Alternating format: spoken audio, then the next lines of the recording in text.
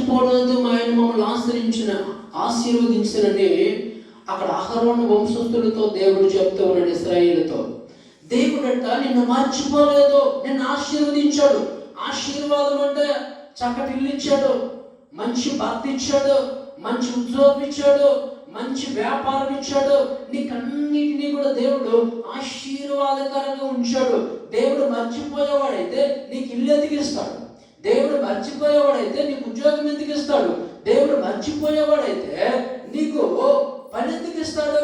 అందుకే ఆయన మమ్మల్ని మర్చిపోలేదు, ఆయన ఆశీర్వదించాడు. పిల్లలు కొన్నిసార్లు అనుకుంటాం, దేవుడు మర్చిపోడండి, ఉద్యోగంలో కలిసి రావట్లేదు, వ్యాపారంలో కలిసి రావట్లేదు, చేతి పనులో కలిసి రావట్లేదు. కానీ అంటాను అన్నీ కలిసి వచ్చాయి. నువ్వు పాస్టర్ అవ్వచ్చు, లేకపోతే విశ్వాసం అవ్వచ్చు, ఏదైనా పని చేసుకోవచ్చు.